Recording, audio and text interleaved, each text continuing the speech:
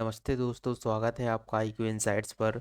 जहां हम लाते हैं ज्ञानवर्धक और प्रतियोगी परीक्षाओं के लिए महत्वपूर्ण क्विज। आज का विषय है जैन धर्म पार्ट 2। प्राचीन इतिहास का एक महत्वपूर्ण अध्याय जो स्टेट पीएससी और अन्य प्रतियोगी परीक्षाओं में अक्सर पूछा जाता है। तो तैयार हो जाइए अपने ज्ञान को परखने के लिए। चलिए शुरू करते हैं आज का क्विज। यापनी किसका एक संप्रदाय था? प्रश्न एक बार फिर से। यापनी किसका एक संप्रदाय था? विकल्प है आपके सामने: बौद्ध धर्म का, जैन धर्म का, शैव धर्म का या वैष्णव धर्म का।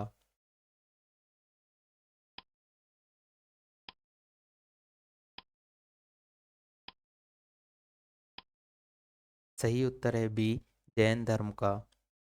उत्तर बी, यापनी जैन धर्म का एक संप्रदाय था जिसकी उत्पत्ति यद्यपि दिगंबर संप्रदाय से हुई थी, तथापि ये कतिपय श्वेतांबर मान्यताओं का पालन करते थे। अगला प्रश्न है: भारत की धार्मिक प्रथाओं के संदर्भ में स्था स्थानकवासी संप्रदाय का संबंध किससे है?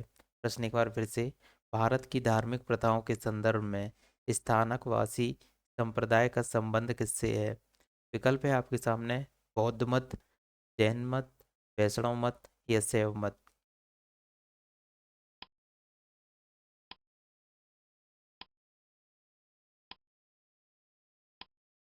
सही उत्तर है बी, जैन मत। उत्तर बी, स्थानकवासी श्वेतांबर जैन का एक संप्रदाय है। इसकी स्थापना 1476 ईस्वी में हुई थी। यह संप्रदाय अपने पूर्ववर्ती सुधारवादी संप्रदाय लोका, जिसकी स्थापना लोकांस ने की थी, से उत्पन्न हुआ। इस संप्रदाय के लोग मूर्तियों की पूजा नहीं करते। अगला प्रश्न है: निम्नलिखित में से कौन सबसे पूर्वकालिक जैन ग्रंथ कहलाता है? विकल्प है आपके सामने: 12 अंग, 12 उपांग, 14 पूर्व या 14 उपपूर्व।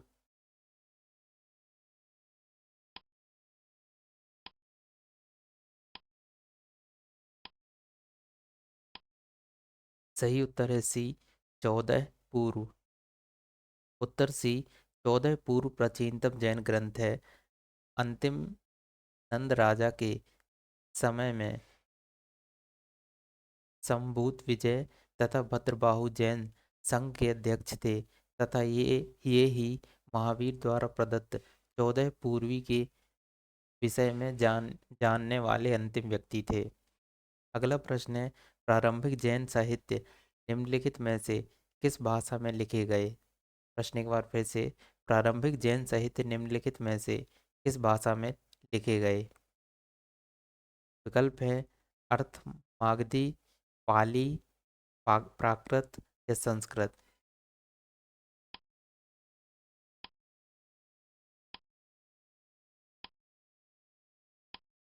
सही उत्तर है ए, अर्थ मागधी। उत्तर ए, प्रायः सभी प्रारंभिक धार्मिक जैन साहित्य प्राकृत की विशिष्ट शाखा अर्थ मागधी में लिखे गए हैं। इसके 12 अंग अर्थ मागधी में ही हैं। बाद में जैन धर्म ने प्राकृत भाषा को अपनाया। ये ग्रंथ ईसा की 6ठी शताब्दी में गुजरात में वल्लाभी नामक स्थान पर अंतिम रूप से संकलित किए गए। आज जैन साहित्य लगभग सभी भाषाओं में अनुवादित है। अगला प्रश्न है: निम्नलिखित में से कौन सा स्थल पार्श्वनाथ से संबद्ध होने के कारण जैन सिद्ध क्षेत्र माना जाता है? प्रश्न एक बार फिर से। निम्नलिखित में से कौन सा स्थल पार्श्वनाथ के से संबद्ध होने के कारण जैन सिद्ध क्षेत्र माना जाता है? विकल्प है आपके सामने: चंपा, पावा, समेत शिखर, उज्जैन।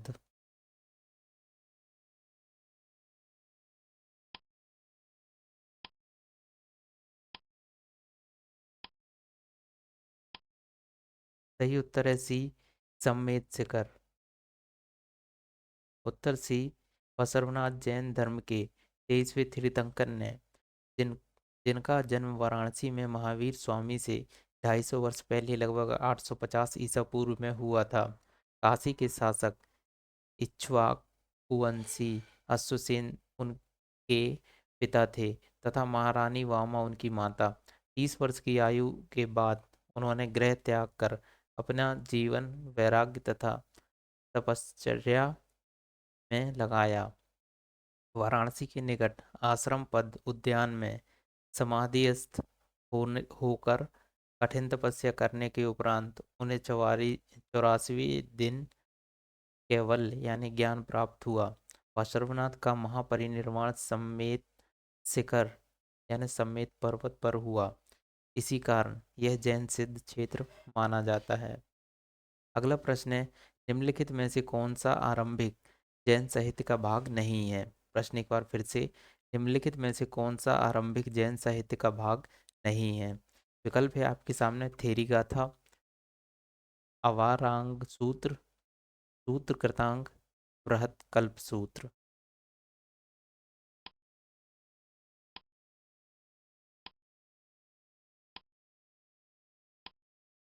सही उत्तर है ए, थेरी गाथा। उत्तर ए, थेरी गाथा बौद्ध साहित्य है। आचारा आचाराग सूत्र, सूत्र कृतांग और बृहत कल्प सूत्र आरंभिक जैन साहित्य के भाग हैं। अगला प्रश्न है, जैन साहित्य में प्रथम विभाजन के समय श्वेतांबर संप्रदाय के संस्थापक थे। प्रश्न एक बार फिर से सुनिएगा, जैन संप्रदाय में प्रथम विभाजन के समय श्वेतांबर संप्रदाय के संस्थापक थे। विकल्प है आपके सामने, स्थूलभद्र, मद्रबाहु, कालकाचार्य, देवर्षि क्षमा श्रमण।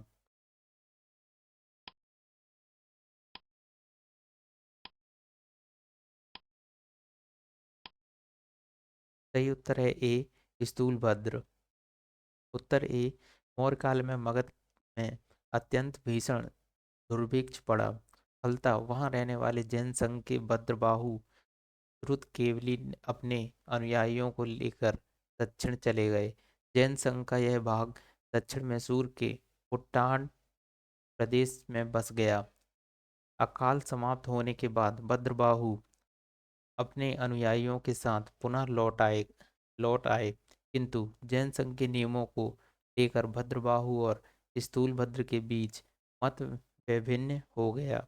स्थूलभद्र अकाल के समय मगध में ही रहे और उनके अनुयायी भी वहीं थे। उन्होंने अपने अनुयायियों को सफ़ेद वस्त्र धारण करने के निर्देश दिया, किंतु भद्रबाहु ने निर्वस्त्र रहने के लिए अपने अनुयायियों को शिक्षा दी। इस प्रकार जैन संघ में दो संप्रदाय विकसित हुए, श्वेतांबर और दिगंबर। अगला प्रश्न है, भगवान महावीर का प्रथम शिष्य था। प्रश्न एक बार फिर से, महावीर भगवान का प्रथम शिष्य था। विकल्प है आपके सामने, जमाली, येसुद, विपिन या प्रभास।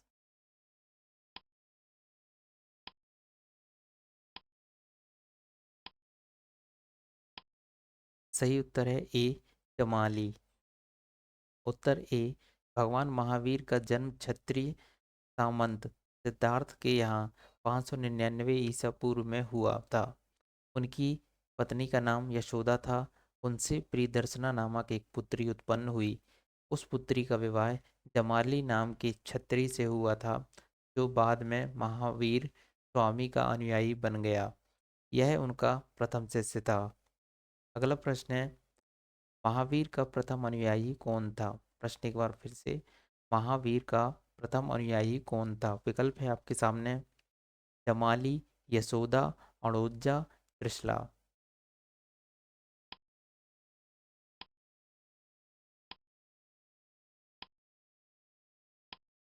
सही उत्तर है ए, जमाली। अगला प्रश्न है, किस जैन सभा में अंतिम रूप से श्वेतांबर आगम का संपादन हुआ? प्रश्न एक बार फिर से, किस जैन सभा में अंतिम रूप से श्वेतांबर आगम का संपादन हुआ? विकल्प है, वैशाली में, वल्लभी में, पावा में, पाटलिपुत्र में।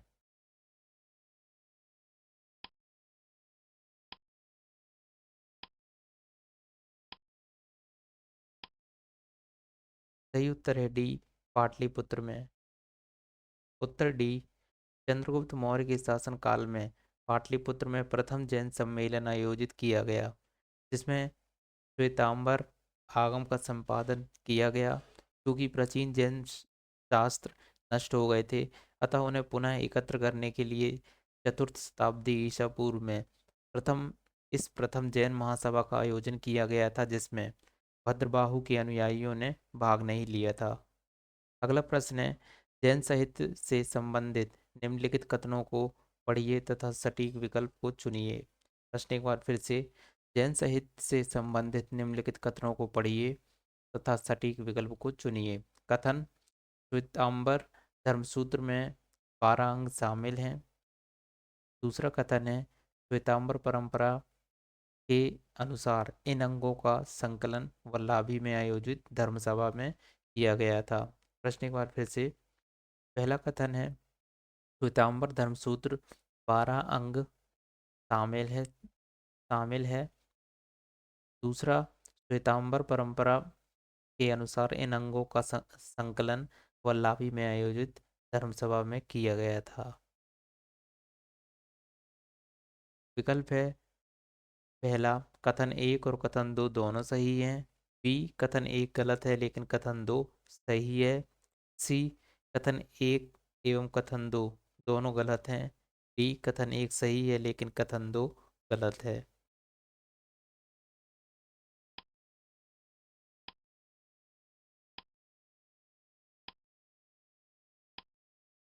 सही उत्तर है डी, कथन एक सही है लेकिन कथन दो गलत है।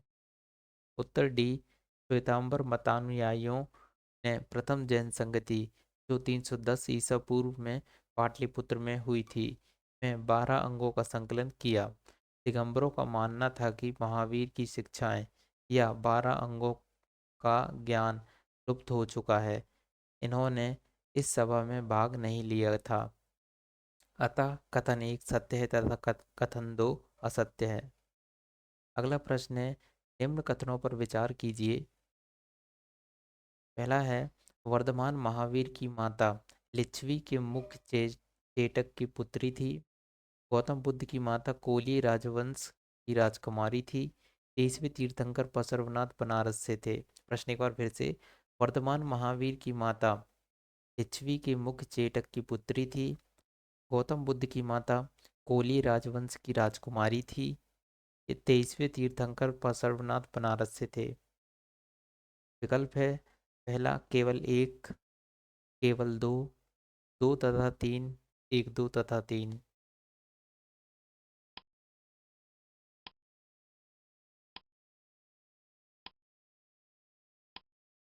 सही उत्तर है सी, दो तथा तीन।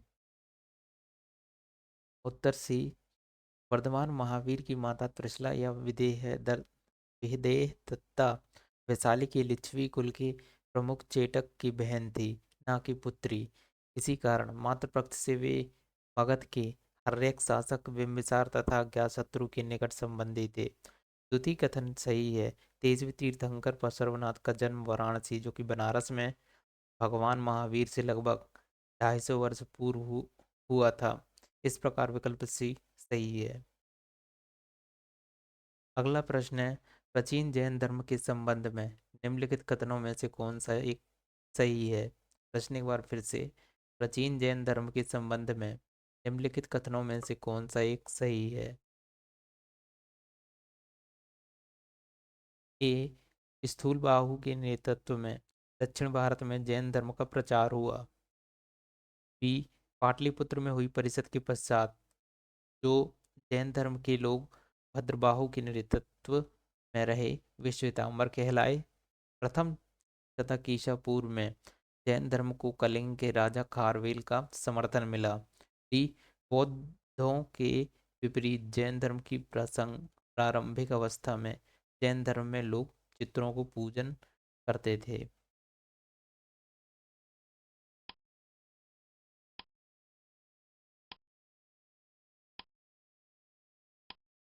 सही उत्तर है सी, प्रथम शतक ईसा पूर्व में जैन धर्म को कलिंग के राजा खारवेल का समर्थन मिला।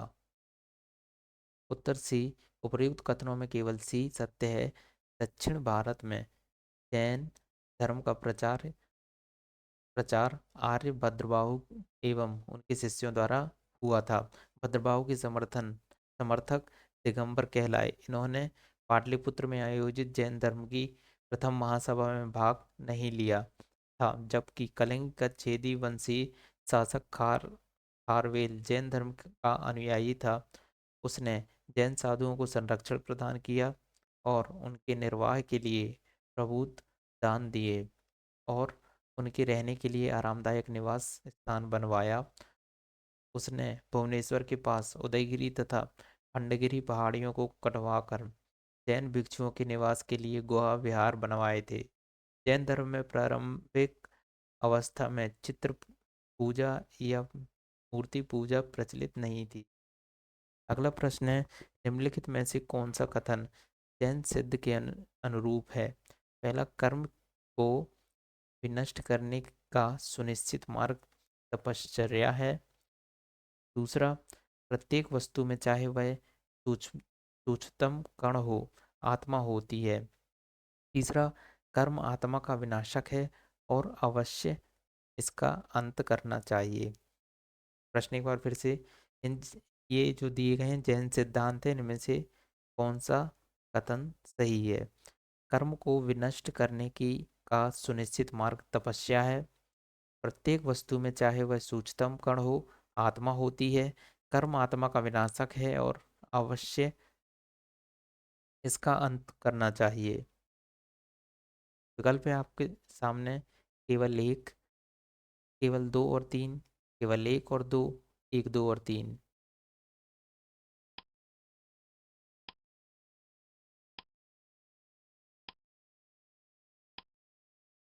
सही उत्तर है डी, एक, दो और तीन।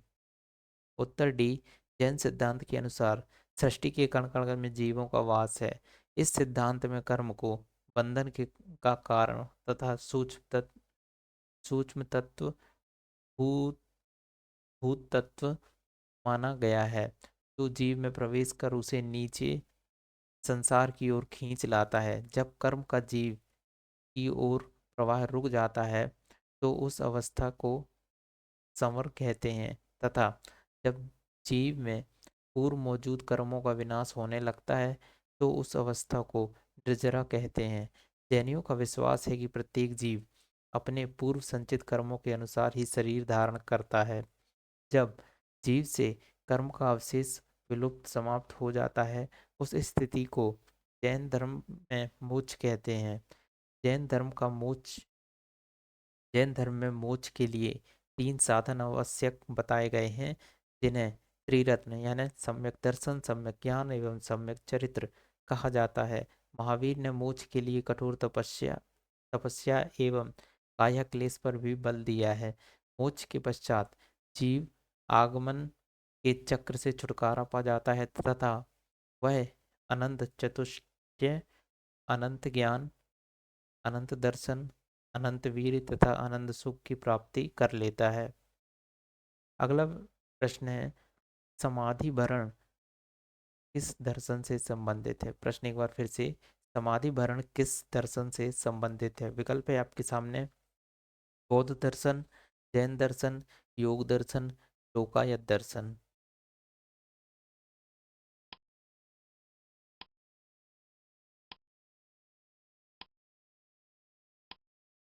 सही उत्तर है बी, जैन दर्शन। उत्तर बी, संलेखना यानी समाधि मरण या संधारा जीवन के अंतिम समय में मृत्यु निकट जानकर स्वेच्छा से अपनाई जाने वाली एक जैन प्रथा है। व्यक्ति को यह लगने लगता है कि वह मृत्यु के करीब है तो वह खुद खाना पीना त्याग देता है। इसे दिगंबर जैन शास्त्र के अनुसार समाधि मरण या संलेखना कहा जाता है। श्वेतांबर सादा पद्धति में इसे संतारा कहा जाता है। अगला प्रश्न है, निम्नलिखित कथनों पर विचार कीजिए। दक्षिण भारत के इक्ष्वाकु शासक बौद्ध मत के विरोधात्मक थे या पूर्वी भारत के पाल शासक बौद्ध मत के समर्थक थे? उपर्युक्त कथनों में कौन सा सही है? तो एक बार फिर से कथन को पढ़ते हैं।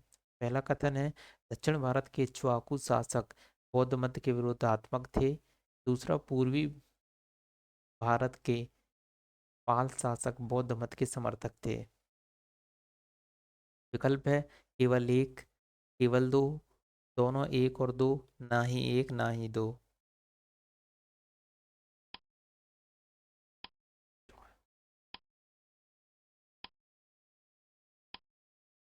सही उत्तर है बी, केवल दो। उत्तर बी, दक्षिण में तृतीय और चतुर्थ चतुर्थ शताब्दी ईस्वी के दौरान आंध्र में इक्ष्वाकु वंश का शासन था।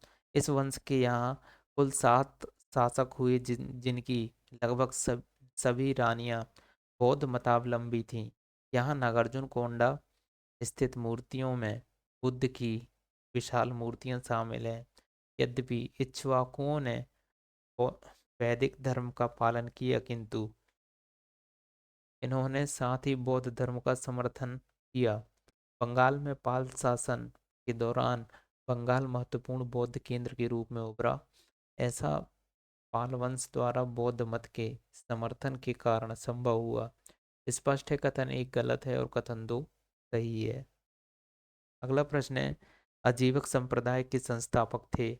प्रश्न एक बार फिर से, अजीवक संप्रदाय के संस्थापक थे। विकल्प है आनंद, राहुल भद्र, मखली गोसाल या उपाली। प्रश्न एक बार फिर से, अजीवक संप्रदाय के संस्थापक थे आनंद, राहु भद्र, मखली गोसाल या उपाली।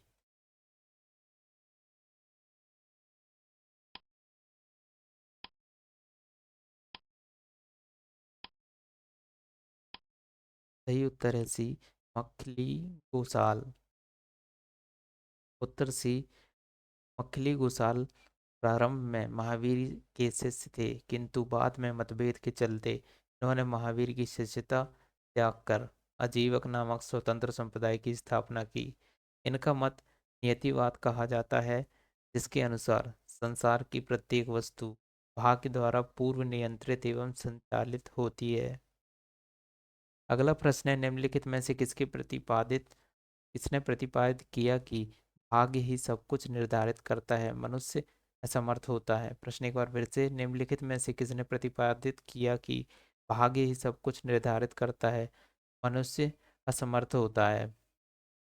विकल्प है आपके सामने, जैनियों ने, बौद्धों ने, अजीवकों ने, मीमांसकों ने।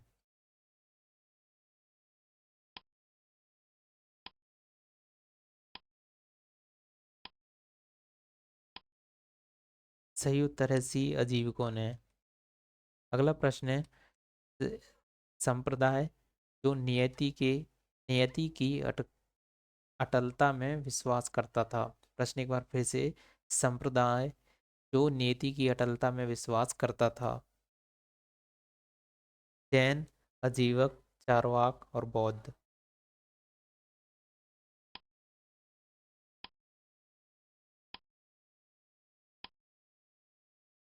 सही उत्तर है बी, अजीवक, आजीवक। अगला प्रश्न है, सूची एक को सूची दो से सुमेलित कीजिए और सूची के नीचे दिए गए आर्य और उसके सिद्धांतों में से कौन सा सही मेल खाता है। आचार्य हैं और दूसरी तरफ सिद्धांत हैं। आचार्यों की सूची दी गई है, जिसमें लकुलीस, नागार्जुन, भद्रबाहु और घोषाल। जिनके सिद्धांत थे अजीवक, शून्यवाद, पशुपात और जैन। जो आचार्यों द्वारा सिद्धांत दिए गए थे, इनमें से सही मिलान करना है। विकल्प दिए हैं आपके सामने, 2 3 4 1। दूसरा, 3 2 4 1।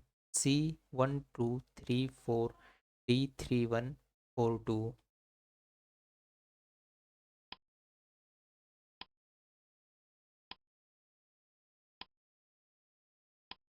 सही उत्तर है बी, 3 2 4 1। सूची एक का सूची दो से सुमेलन इस प्रकार है। सूची वन में है आचार्य, और सूची दो में है उनके सिद्धांत। लकुलीस का सिद्धांत पाशुपत, नागार्जुन शून्यवाद, भद्रबाहु जैन, गोसाल अजीवक।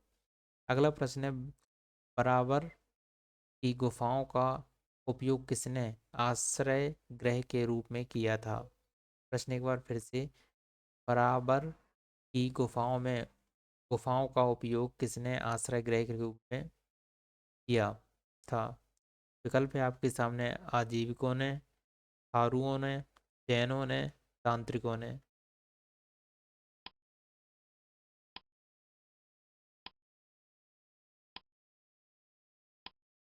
सही उत्तर है ए, आजीविकों ने।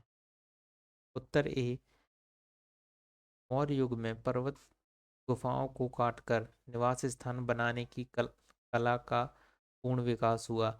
अशोक तथा उसके पौत्र दशरथ के समय में बराबर तथा नागार्जुनी पहाड़ियों को काटकर आजीविकों के लिए आवास बनाए गए थे।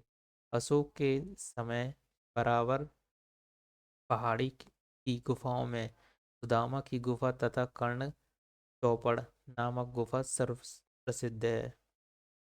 अगला प्रश्न है, उत्तर प्रदेश में बौद्ध एवं जैनियों दोनों की प्रसिद्ध तीर्थ स्थली है। प्रश्न एक बार फिर से, उत्तर प्रदेश में बौद्ध एवं जैनियों दोनों की प्रसिद्ध तीर्थ स्थली है।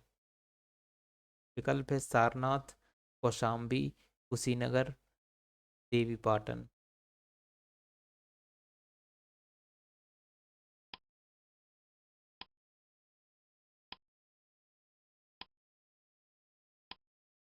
सही उत्तर है बी, कौशाम्बी। उत्तर बी, प्रयागराज इलाहाबाद के दक्षिण पश्चिम में लगभग 33 मील की दूरी पर कोसम नामक स्थान ही प्राचीन काल में कौशाम्बी था। वैदिक एवं जैन साहित्य में अनेक बार कौशाम्बी का उल्लेख हुआ है। पुराणों के अनुसार हस्तिनापुर के राजा निचक्षु ने हस्तिनापुर की गंगा के प्रवाह में बह जाने के बाद इस नगर की स्थापना करवाई थी। जैन ग्रंथ के अनुसार कुशाम्ब नामक वृक्षों के अधिकता के कारण इस नगर का नाम कौशाम्बी पड़ा। यह नगर जैन तथा बौद्ध दोनों की प्रसिद्ध तीर्थस्थली है। महात्मा बुद्ध ने इस नगर में जाकर कई बार धर्मोपदेश दिया तथा लोगों को अपना शिष्य बनाया। यहाँ अनेक विहार थे। सर्वप्रथम घोषित राम विहार था, जिसका निर्माण श्रेष्ठी घोषित ने करवाया था, तथा जैन धर्म के तीर्थ के छठवें तीर्थंकर पद्मप्रभ का प्रसिद्ध मंदिर प्रभासगिरी यहीं अवस्थित है। अगला प्रश्न है, निम्नलिखित में से कौन सा एक कथन सही नहीं है? विकल्प है, कौन सा कथन सही नहीं है? पहला, श्रवण बेलगोला स्थित गोमतेश्वर की प्रतिमा जैनियों के अंतिम तीर्थंकर को दर्शाती है। बी, भारत का सबसे बड़ा बौद्ध मठ अरुणाचल प्रदेश है। सी, खजुराहो के मंदिर चंदेल राजाओं द्वारा बनवाए गए। डी, कोयसलेश्वर मंदिर शिव को समर्पित है। कौन सा कथन सही है इसमें से?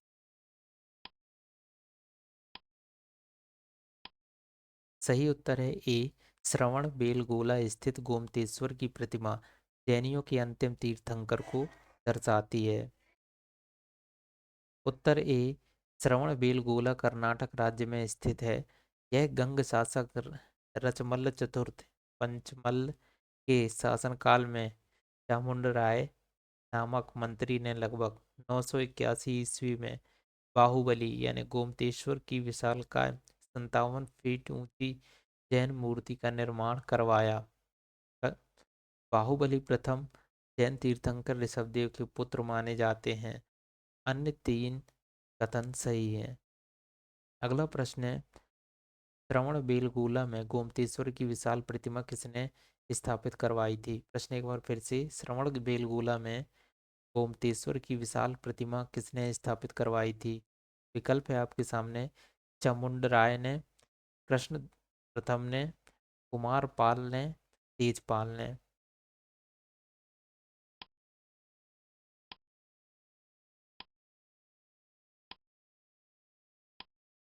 सही उत्तर है ए, चामुंडराय ने। अगला प्रश्न है, महान धार्मिक घटना महामस्ता महामस्तकाभिषेक निम्नलिखित में से किससे संबंधित है और किसके लिए की जाती है? अच्छा, प्रश्न एक बार फिर से, महान धार्मिक घटना महामस्तक मस्तकाभिषेक निम्नलिखित में से किससे संबंधित है और किसके लिए की जाती है? विकल्प है आपके सामने, बाहुबली, बुद्ध, महावीर या नटराज।